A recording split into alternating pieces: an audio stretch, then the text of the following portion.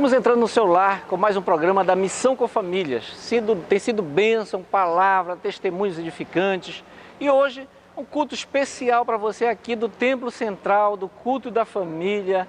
Então nós vamos ter aqui palavra, louvores. Então não saia daí. Você vai ouvir a palavra de Deus, algo ao seu coração, em nome de Jesus. Agora assista as imagens do nosso culto.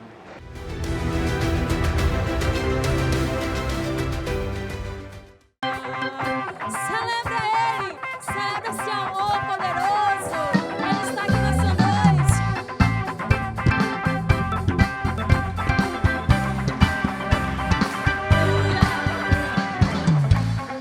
Nada vai me separar, mesmo se eu me abalar, teu amor não falha. Não falha não, mesmo sem merecer, tua graça se derrama sobre mim, mas teu amor não falha não, não falha não, porque pois tu és o mesmo pra sempre, teu amor não muda. Se o choro dura uma noite, a alegria vem pela manhã. Se o mar se enfurecer, eu não tenho que temer, porque eu sei que me amas. O teu amor não falha, não falha não, esse amor não falha.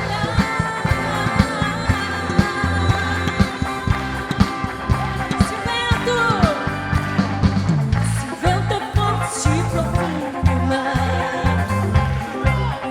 vem me amparar, mas teu amor não falha não, ele nunca falha. Fiz eu caminhar, nunca pensei que eu fosse alcançar, mas teu amor não falha, pois ele é fiel e o mesmo pra sempre, pois tu és o mesmo pra sempre. O teu amor não muda. Se o choro dura uma noite, a alegria vem pela manhã. Se o mar se enfurecer, eu não tenho que temer. Nós cremos nisso. Eu sei que me amas. O teu amor não falha. Quantos aqui creem nesse amor que é fiel, incrível, totalmente suficiente, esse amor que nos preenche, e mesmo em meio às nossas aflições, como Romanos capítulo 8 diz, Ele, através do seu Espírito Santo, quando nós nem sabemos orar, quando nós nem sabemos pedir, intercede por nós com gemidos inexprimíveis.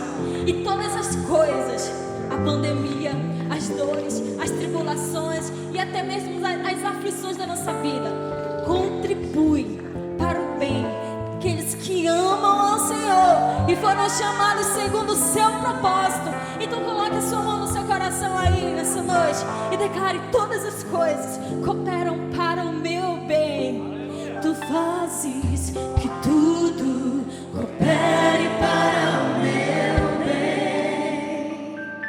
Tu fazes que tudo coopere para o meu bem. Sim, sim, tu fazes que tudo coopere para o meu bem. Meu Deus, tu fazes que tudo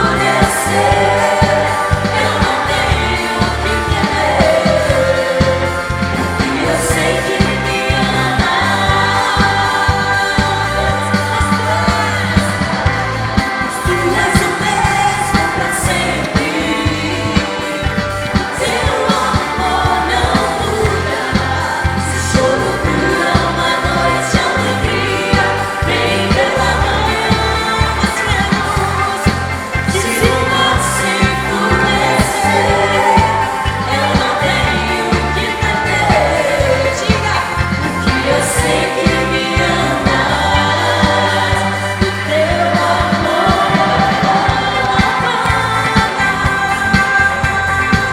Esse amor não falha. Teu amor não falha. Teu amor não falha. Teu amor não falha.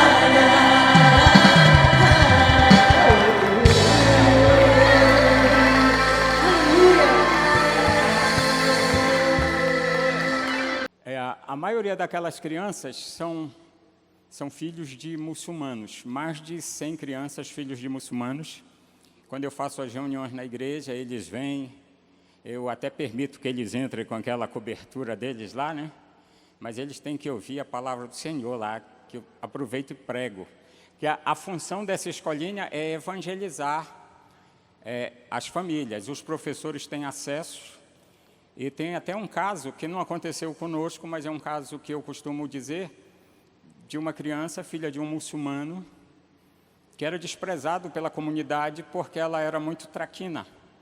E os professores levaram ela para a escolinha e ela mudou de comportamento, mudou de atitude, mudou.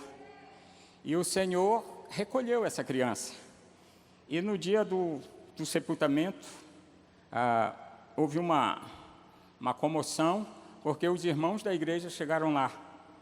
E os muçulmanos não queriam permitir, e o pai da criança comprou uma briga com toda a comunidade e disse: quando meu filho estava vivo, vocês os desprezavam.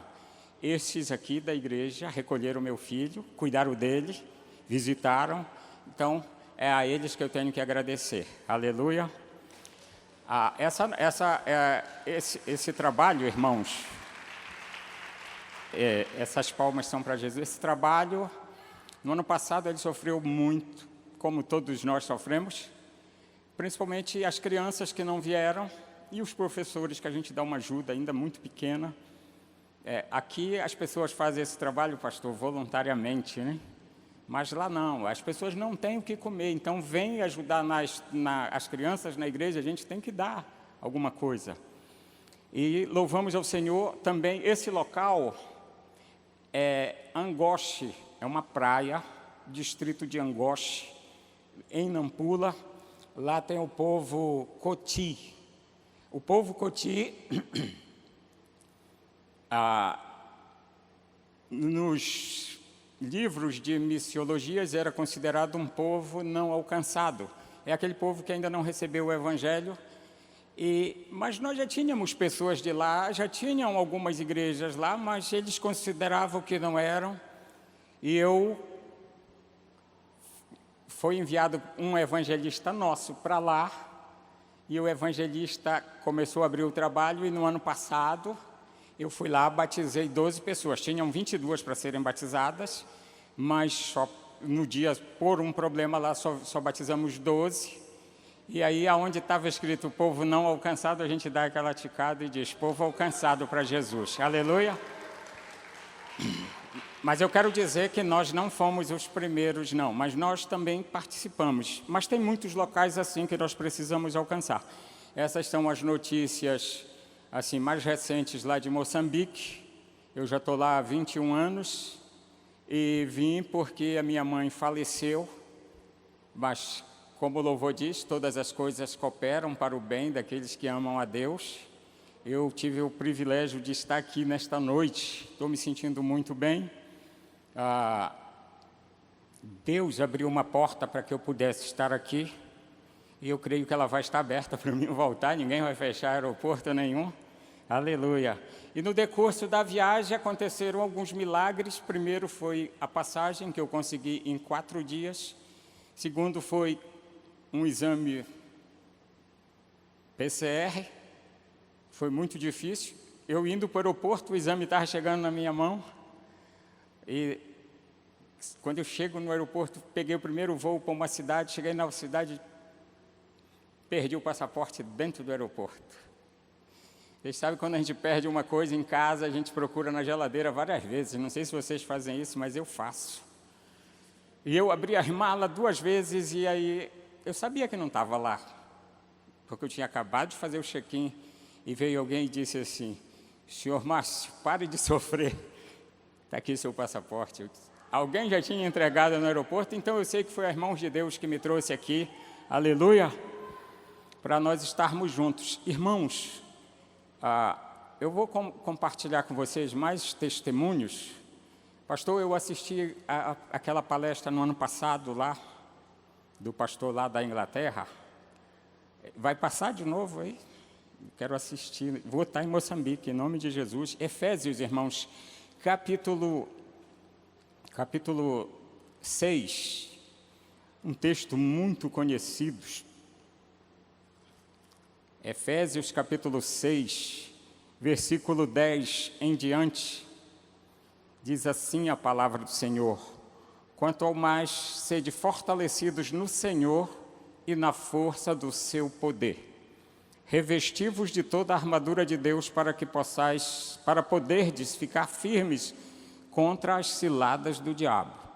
Porque a nossa luta não é contra sangue e carne, e sim contra principados e potestades, contra dominadores deste mundo tenebroso, contra as forças espirituais do mal nas regiões celestes. Portanto, tomai toda a armadura de Deus para que possais resistir no dia mau e depois de teres vencido tudo, permanecer inabaláveis. Aleluia! Quando Paulo escreve Efésios, quando Paulo escreve essa carta, ele estava preso. E Paulo ele tem uma experiência espiritual, de guerra espiritual muito grande. E eu penso, irmãos, que nós, nesses últimos 2 anos, toda a igreja do Senhor está debaixo de um ataque diabólico. Não é só uma enfermidade qualquer, não é nada, é um ataque diabólico. E em cada lugar, a igreja sofre um tipo de perseguição. Por exemplo, nos ônibus, tudo lotado, a igreja só pode 50%. Glória a Jesus que aqui pode 50%. Lá em Moçambique não pode nem ter culto. Fecharam os cultos. E o interessante, liberaram as escolas. Então, nós entendemos que vai para perseguição à igreja. Isso nós temos relatos de missionários pelo mundo todo. Mas o que nós sabemos é que o controle está nas mãos do Senhor Jesus. Foi o Senhor que disse: eu tenho todo o poder nos céus e na terra. Aleluia! Ide por todo mundo, pregai o evangelho, essa é a nossa função. Pregar o evangelho, ganhar almas. Às vezes, eu já ouvi pessoas reclamando da construção de casas. Eu fico, mas as pessoas reclamam de tudo. Construir uma casa para uma pessoa é uma bênção, e essa pessoa recebe o evangelho, recebe uma palavra, aleluia. Outro dia eu estava lá no Centenário e eu vi assim os gastos que tem com energia, os gastos que tem com tudo, e uma pessoa aceitou a Jesus. O meu lado, o murmurador, diz: tudo isto para uma pessoa. O meu outro lado diz: glória a Deus que nós podemos fazer uma operação de guerra bem grande para salvar uma pessoa. Aleluia!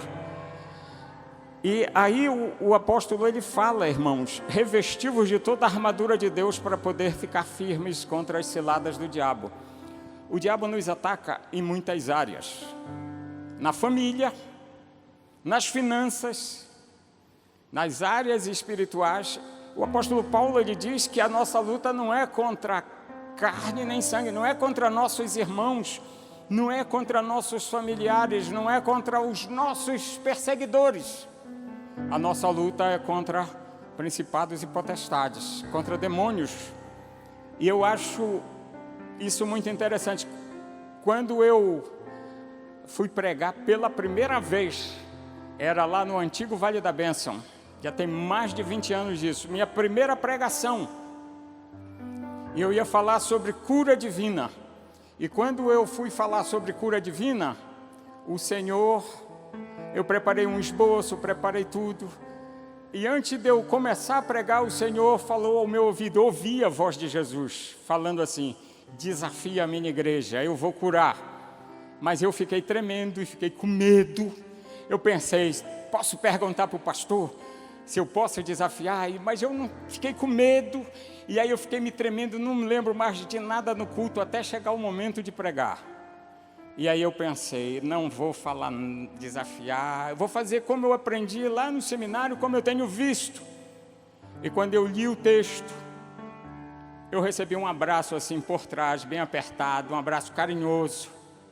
E aquela voz falou ao meu ouvido assim, tudo que você falar, eu vou fazer acontecer. Eu ouvi a voz de Jesus 2 vezes, literalmente, ouvi, não foi sentir, eu ouvi. E eu timidamente disse, Jesus vai curar você que chegou aqui. Tem alguém enfermo? E aí 21 pessoas levantaram a mão. E eu terminei a pregação, chamei lá na frente para orar por aquelas pessoas. Terminei a oração e já joguei o microfone para o pastor José Araújo. E ele disse, calma filho, vem cá. Nós temos a mesma idade, mas ele sempre me chamou de filho, né? Ele disse, calma, vem cá. Pergunte quantas pessoas foram curadas. As 21 que vieram à frente, as 21 foram curadas para a honra e a glória do nome de Jesus. E teve alguém que disse, pastor, eu entrei aqui para o hospital, estava com o braço quebrado. E meu braço foi curado. Aleluia! Quando nós ouvimos a voz do Senhor, o profeta Isaías, num momento de grande tribulação, ele disse, temos que trazer à memória aquilo que nos dá esperança. Eu vim para cá, a minha mãe estava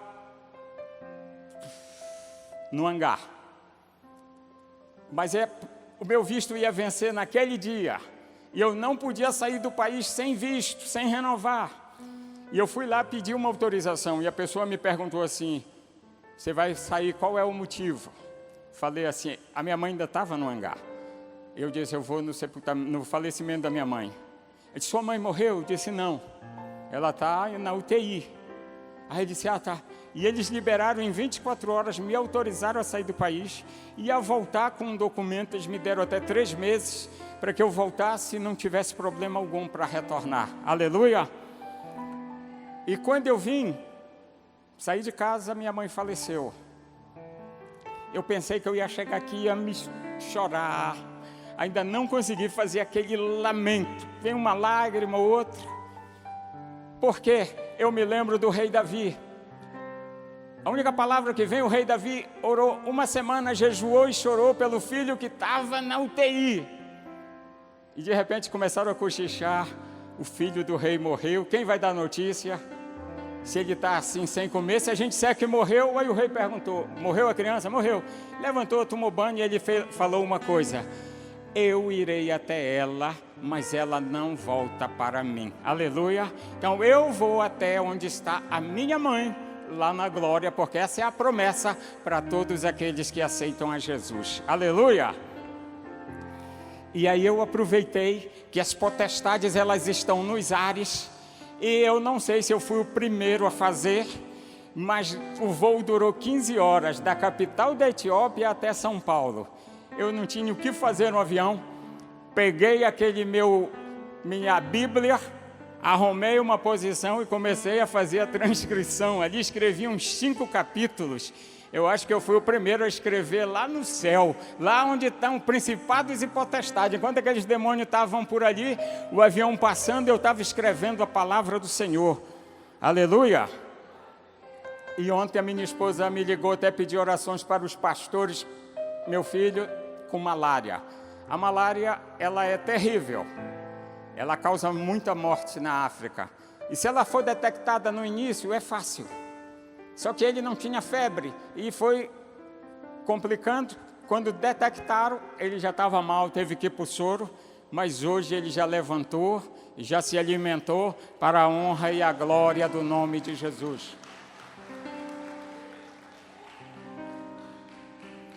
Amados, nós temos enfrentado algumas lutas espirituais. Eu trouxe esse texto aqui porque a nossa luta é contra principados e potestades, contra demônios. E nós temos que vencê-los na oração, no nome do Senhor Jesus. Na sua família, na sua casa, ore, ministre. Tem 2 áreas que são muito importantes. A área financeira, eu sou missionário. Normalmente eu peço ajuda, o pastor Adalvo sempre está me socorrendo. tem alguns irmãos que socorrem, mas a área financeira é uma área onde esses demônios atuam. Primeira crise que dá, a pessoa deixa de dar dízimo, deixa de dar oferta. A oferta missionária é a primeira das primeiras. Mas foi lido aqui, se você quer uma palavra de autoridade sobre a sua vida, pastor Adalvo leu aqui, eu tenho usado esta palavra lá em Moçambique, Provérbios 3, 9 e 10. Honra ao Senhor. Quantos já ouviram essa palavra aqui? Levanta a mão. Com as primícias de toda a tua renda. Mas, abra sua Bíblia, Ezequiel 44, 30. Consegue colocar aqui o texto? Ezequiel 44, 30. Diz assim.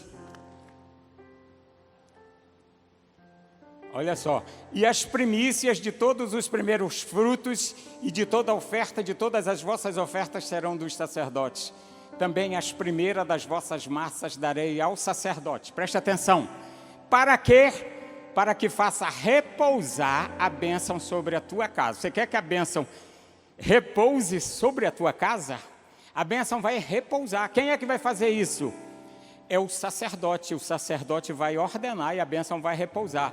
Agora, o que é que você tem que fazer? Confiar no Senhor, seu Deus, e trazer a sua primícia. Entregue para o sacerdote, seja o pastor Samuel, seja o pastor Adalvo, entregue. O que é a primícia? É o primeiro fruto.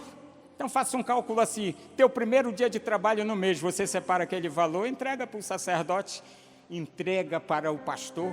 Quando eu estou aqui, que eu tenho oportunidade, eu entrego para o pastor Samuel. Quando eu não é para quem necessita, é para obedecer a palavra do Senhor.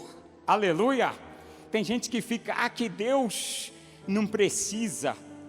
Deus não precisa, mas Ele mandou. Mas isso era no Antigo Testamento e Deus mudou no Novo Testamento. Não, Deus não muda. Aleluia. Agora nós necessitamos disso. Eu ouvi a palavra dele, esse culto está uma bênção para mim. Aleluia. Eu estou na casa do Senhor. Se eu estivesse na África, eu não estar na casa do Senhor. Eu estou ouvindo esses louvores abençoados. Eu ouvi esse testemunho. E eu lembrando assim, quando nós passamos umas lutas grandes, a minha esposa diz, será que nós não temos problema de ter esquecido alguma oferta, algum dízimo, alguma primícia? Aí lá corre a gente para as anotações, aleluia, e eu vou dizer uma coisa para você. 30%, eu não recebo muito, mas 30% de tudo que eu recebo é para a obra do Senhor. 10% dízimo, 15% para ofertar para a obra missionária, e 5% vai nas ofertas e primícias. Aleluia! Se você quer crer, essa bênção vai repousar sobre a tua casa. Aleluia! O outro lado, irmão, que acontece na nossa família e comigo principalmente, é a nossa falta de perdão. Nossa falta de perdão. Nós conseguimos perdoar o motorista que nos fechou na rua, nós conseguimos perdoar o nosso patrão que nos ofendeu, mas nós não conseguimos perdoar a esposa, o filho, o tio, o irmão. Não sei se é só comigo, mas parece que é com todo mundo. O Senhor Jesus diz em Lucas 17, outro ponto, ele diz assim, disse aos seus discípulos, Lucas 17, 1, é inevitável que venham escândalos, mas ai do homem pelo qual eles vêm. Esse escândalo, ela é tipo aquele gatilho que dispara uma armadilha. Quando você cai na armadilha, o gatilho dispara e você fica preso naquela armadilha. Você sofre uma ofensa, disparou o gatilho e você está preso naquela armadilha, está preso naquela arapuca. Satanás, ele é muito hábil. Jesus disse que nós temos que entender para lutar contra ele. Então, essa é uma das armadilhas que ele usa. Por quê? Jesus está voltando a ensinar para os discípulos. Jesus já tinha mandado eles pregar de 12 em 12, de 70 em 70. Eles voltaram e disseram, até os demônios se submetem a nós. Agora Jesus fala, vocês têm que perdoar. Se o teu irmão pecar contra ti, 7 vezes, perdoa. Mas nós não conseguimos perdoar nem a primeira, quanto mais 7 vezes. Aí os discípulos dizem assim, olha só, versículo 3, acautelai-vos, se o teu irmão pecar contra ti, repreende-o, se ele se arrepender, perdoa-lhe. Se ele por 7 vezes no dia pecar contra ti, 7 vezes vier ter contigo, dizendo, estou arrependido, perdoa-lhe. Então disseram os apóstolos ao Senhor, aumenta-nos a fé. Jesus manda perdoar e os apóstolos pedem, Senhor, aumenta a minha fé. Eles não pediram para aumentar a fé para eles ressuscitarem mortos. Eles não pediram para aumentar a fé para serem ofertantes. Eles não pediram para aumentar a fé para fazerem milagres. Mas quando Jesus falou de perdão, é nosso calcanhar de Aquiles, é o nosso ponto fraco. Nós não queremos perdoar. Às vezes nós passamos a noite sem dormir. É porque você está dentro de uma armadilha que foi preparada por Satanás. Porque a nossa luta não é contra principados nem potestades, mas contra os demônios que atuam nas regiões celestes. Aleluia! Nós ouvimos falar de muitas lutas. Eu já passei por umas situações que nem sei se é bíblico, mas eu acordei lutando contra um demônio, uma pessoa em casa, e ele trazia um arco e uma lança. Eu já estava cansado. Lembro que eu agarrei aquela lança da mão dele, arranquei, mas eu já estava cansado. Caí, não sei se é sonho, se foi visão, se foi real. E eu peguei aquela lança assim, enfiei na perna dele. Ele era bem mais alto do que eu. E aí ele desapareceu. Aí o Espírito Santo me traz uma paz e diz assim, você vai encontrar a pessoa que estava fazendo a obra de feitiçaria para você, que enviou esse demônio aqui. E ela vai estar com a perna machucada. Passam uns dias eu encontro uma pessoa, como é que você está? Está tudo bem? Estou bem, pastor, só meu joelho que tem um problema que está... O Espírito tinha me falado, aleluia! Nós não precisamos ter medo.